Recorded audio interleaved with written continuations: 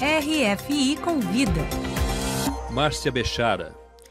O RFI convida hoje Antoine Lourdeau. Ele é pesquisador especializado em pré-história sul-americana do Museu de História Natural de Paris. E Lucas Bueno, da Universidade Federal de Santa Catarina, pesquisador com especialização em arqueologia brasileira. Eles assinam a edição número 21 da revista Brasil sobre os primeiros assentamentos humanos no Brasil. Olá, Antoine. Oi, Lucas. Olá. Bom dia. Bom dia. Eu queria começar falando sobre qual a importância de se falar hoje sobre esses primeiros assentamentos humanos no Brasil. Isso tem a ver, talvez, com esse questionamento sobre a ocupação dos territórios pertencentes a populações indígenas. Qual a importância, a relevância de se falar sobre isso hoje, em 2022? Eu acho que sim e não, no sentido que tem a ver totalmente, mas também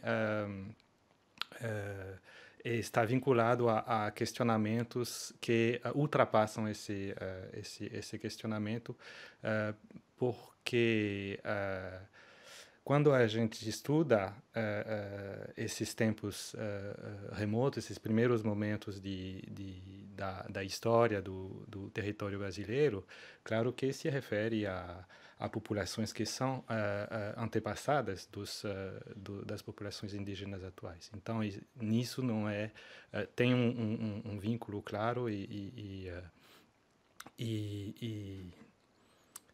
inegável. Por outro lado, estamos trabalhando com uma profundidade temporal de vários milhares de anos, de várias dezenas de milhares de anos, que faz com que a gente se afaste um pouco da questão de identidade cultural, etnias, como os antropólogos podem conhecer, para trabalhar a uma escala maior necessariamente pelos dados que temos, e daí então não vamos poder com essa temporalidade dos primeiros momentos retraçar realmente a história de tal ou tal população. A gente não sabe, na verdade, não sabe que língua essas populações falavam, não sabemos quais eram todas as características culturais delas, porque ao final só temos pouquíssimos elementos para entender elas. Então, a gente trabalha numa outra escala, digamos, do que os antropólogos trabalham. Isso para esses períodos mais remotos. Temos colegas com períodos mais recentes, de algumas centenas de anos antes do presente, ou até 1.000 ou mais de 1.000 anos atrás, conseguem resgatar essa história de definidas populações. Nós estamos falando de populações ameríndias muito antigas, nós estamos falando de 12 mil anos atrás, que deixaram rastros importantes no Brasil. Um dos primeiros cientistas a falar sobre isso, estava lendo, né, o resumo do trabalho de vocês, foi o paleontólogo dinamarquês Peter William Lund, ainda no século XIX, a partir de uma observação na caverna do Sumidouro, na região de Lagoa Santa, Minas Gerais, minha terra. Eu gostaria que vocês falassem um pouco mais sobre isso. Acho que o trabalho do Lund é super pioneiro, né? Na época que ele publicou, no comecinho do século XIX, na verdade, o momento em que a disciplina mesmo, de pré-história, estava sendo construída, né? E foi quando ele desenvolveu essas pesquisas no Sumidouro, mostrando já uma antiguidade bastante significativa, né, para a ocupação das Américas, né? E isso mostra como as pesquisas no Brasil, né, desde aquele momento, na verdade, poderiam desempenhar um papel significativo na discussão sobre a antiguidade da ocupação, não só da América, mas pensar no papel em que o continente americano, e especificamente a América do Sul, poderia desempenhar nessas discussões mais de âmbito global mesmo, sobre a dispersão do Homo sapiens pelo globo, né? E acho que a gente quis resgatar essa contribuição do Lund e mostrar como desde o começo da discussão, dessa discussão em termos acadêmicos, o Brasil poderia e deveria ter um papel proeminente nas discussões, e aí principalmente pensando no contexto sul-americano, né?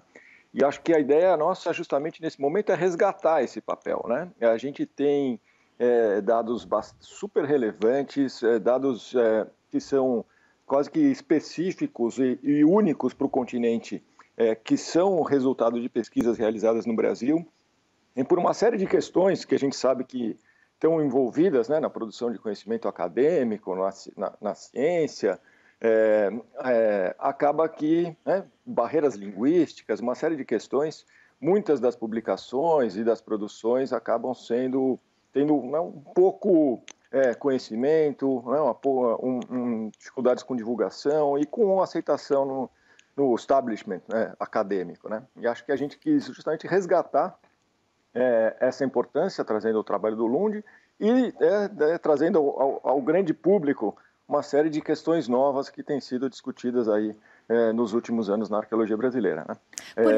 Com relação a esse tópico, né, do povoamento antigo das Américas. Por exemplo, que questões novas estão sendo discutidas nessa seara? Você falou também de números muito específicos desse trabalho desenvolvido no Brasil. Você está falando exatamente do que, Lucas?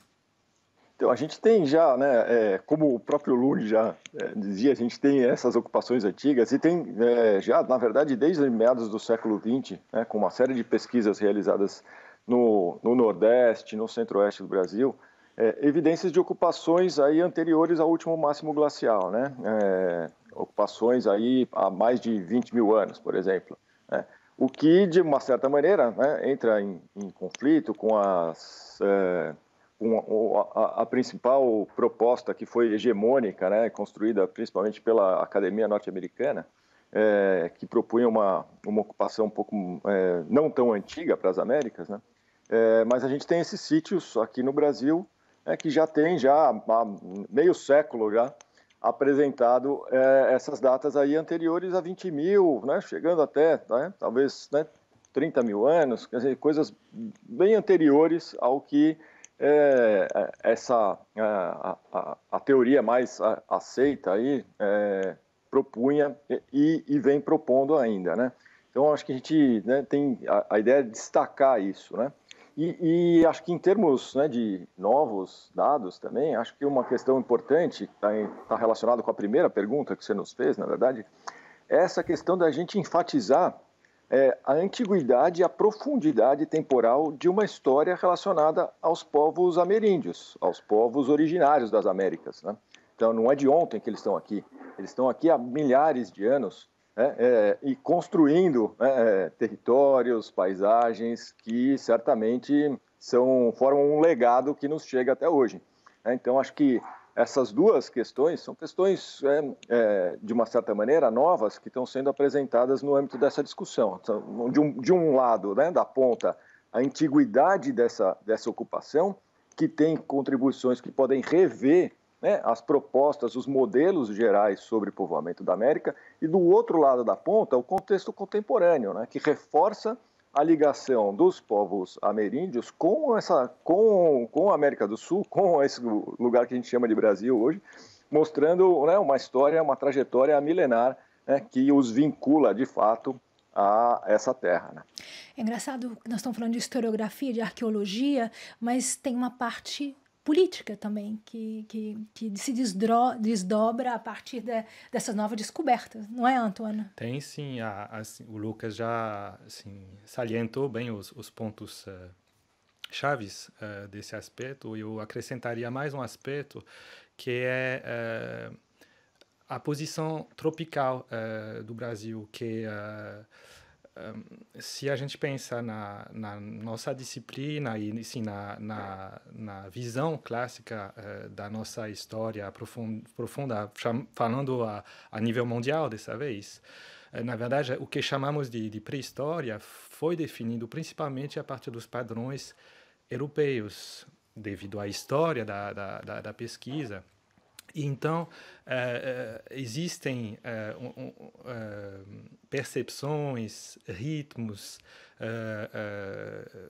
que são ligadas a essa pré-história específica que é da Europa. Por exemplo, a questão da ritmicidade dos ciclos glaciares e o fato das populações terem passado por momentos de frios extremos, de geleiras e tal. Isso, no ambiente tropical, não tem a mesma significado. Esses ciclos de aquecimento e resfrio mundial têm existido nos trópicos como no resto do mundo, mas não tiveram as mesmas consequências. É um exemplo, entre outros, que faz com que, na verdade, repensar um pouco esse passado remoto, não mais somente usando as referências europeias, mas trazendo elementos vindos dos trópicos, são muito interessantes para não só o caso do Brasil, não só o caso dos trópicos como um todo, mas também para repensar essa nossa trajetória da humanidade, porque ao final, na verdade, a gente vem dos trópicos. O início da humanidade, seja na África, seja na Ásia, a maioria das espécies de hominídeos surgiram dentro de ambientes tropicais. Então, é fundamental revirarmos um pouco essa tendência a pensar principalmente em função dos padrões tropicais. E dando um pouco de protagonismo, como o Lucas dizia há pouco, para essa abordagem dessas populações sul-americanas e essa abordagem ameríndia da pré-história. É engraçado porque eu ia perguntar justamente que particularidades possuem esses resquícios da civilização milenar ameríndia em relação às civilizações pré-históricas europeias? Existem particularidades específicas? Então, uma das especificidades apesar, assim como o Lucas falou, apesar de termos dados muito antigos no Brasil para o continente americano, digamos, a gente trabalha com um espaço temporal muito menor do que todos os outros continentes, tirando a Oceânia. Então, em teoria, só estamos trabalhando com nossa espécie, digamos, com Homo sapiens. Não temos no continente americano nenhuma evidência de outras espécies. Isso é um dos aspectos. No caso do Brasil, uma coisa específica, como no caso da América do Sul, é que temos uma variabilidade cultural que surge quase desde o início do povoamento, que é uma coisa muito diferente do que temos para a pré-história europeia, onde tem esses grandes correntes culturais que são extremamente fortes e homogêneos e duram bastante tempo. Parece que tem uma efervescência cultural no Brasil que é muito interessante. E que é ancestral, pelo visto. E que é ancestral, que vai se repercutir até hoje, né? Quando a gente pensa no número de etnias, de línguas faladas no Brasil. E isso, tem coisas que são compartilhadas a grande escala, mas não temos essas coisas continentais que a gente consegue ver para a Europa. Lucas, alguma coisa a acrescentar? Sim. Então, acho que complementando essa questão que o Antônio colocou, né, principalmente da variabilidade cultural, que é um aspecto que chama atenção de fato, né, desde o começo, desde das datas mais antigas, né, a gente tem parece ser um ponto bem característico, né, da arqueologia aqui sul-americana. E um outro aspecto que tem chamado cada vez mais a atenção é a importância, né, dos recursos vegetais, né, já desde os primeiros momentos de ocupação. Né, a gente tem encontrado vários, né, elementos, principalmente, por exemplo, associados a palmeiras, né, nos sítios arqueológicos, com datas antigas já do final do Pleistoceno, mostrando que talvez para além, né, a gente tem muito essa discussão sobre as ocupações antigas focadas na caça, né, e talvez o que a gente tenha, que talvez pode ser específico daqui, mas talvez alguma coisa relacionada com essa questão justamente dos ambientes tropicais, uma importância significativa dos recursos vegetais. Né? Então isso tem sido uma coisa nova que tem aparecido nas pesquisas e tem aparecido justamente em função também de modificações metodológicas, né? Da gente escavar de outras formas, ter mais cuidado na coleta dos vestígios. Então, são mudanças, né, teóricas e metodológicas que têm acontecido nos últimos anos, que têm trazido esses novos elementos. E isso também parece estar relacionado com uma outra discussão, né, que também tem crescido nos últimos anos, sobre a importância da abundância de recursos que a gente tem nesses ambientes tropicais, né, que contrasta muito com os contextos nos ambientes temperados, onde a gente tem recursos restritos, localizados em pontos específicos, ou uma especialização em torno de alguns recursos, enquanto nesses ambientes tropicais a gente tem uma abundância, tanto de caça, quanto de pesca, quanto de material vegetal e de matéria-prima lítica, que é o principal instrumento, a principal matéria-prima utilizada para fazer os instrumentos nesses períodos antigos. Isso então, afeta o desenvolvimento? Isso afeta o desenvolvimento? Certamente. A gente tem uma outra trajetória, né? A gente tem a possibilidade de discutir uma outra trajetória de desenvolvimento sociopolítico num contexto de abundância, né? As relações de poder, as relações sociais que se estabelecem na sociedade, onde você não tem uma limitação e um controle específico de recursos, são diferentes, né? E essa é uma especificidade, talvez, que a gente possa contribuir para uma discussão ampla, para uma discussão em nível mais global, né? Que a gente tenha a possibilidade de, com esse contexto, criar outras histórias, né, outras narrativas sobre esse desenvolvimento sociocultural que sirva, né, para discutir comparativamente com esse que a gente vem trabalhando como sendo universal, mas construído a partir de contextos específicos, né? Então, a gente tem essa possibilidade de, né, trabalhar com diferentes trajetórias, né? Uhum. E isso reforça uma outra questão, que é a possibilidade da gente olhar de outra maneira para a diversidade cultural, né? Sem que a gente necessariamente estabeleça relações assimétricas entre elas, né? Então, acho Perfeito. Que isso são contribuições importantes que podem, né, que têm sido produzidas já, mas que podem ter um impacto também para além, né, da arqueologia brasileira, para além da arqueologia sul-americana especificamente. Tá certo. Eu só queria terminar perguntando a preservação dos sítios arqueológicos no Brasil. Como anda isso? São preservados? Existe um cuidado com isso? Porque a gente não faz ideia, né, de maneira geral. Tem o órgão destinado a isso, Sim. o IPHAN, que faz um trabalho de proteção que é inegável. Tem que pensar que no Brasil, como aqui, né, na França, a gente trabalha principalmente com dois ambientes de pesquisa. Um que é a pesquisa acadêmica, a qual a gente pensa mais diretamente quando se pensa no trabalho do arqueólogo, que é, temos uma problemática científica, vamos procurar sítios ou então retomar sítios já conhecidos e fazer uma escavação com o tempo que precisa para resgatar o máximo de informação, terminando, fecha a área de escavação, vai embora, mas o sítio fica preservado para a posteridade. Então tem essa parte que existe, que é bem feita, que eu acho que demandaria ainda ser mais desenvolvida no Brasil, porque existem áreas, grandes áreas que ainda são virgens dessas pesquisas mais refinadas. E outro ambiente é o que chamamos de arqueologia preventiva, que é no caso de grandes obras que vão impactar o patrimônio, tanto histórico como natural. Empresas de arqueologia, que a gente chama de contrato, vão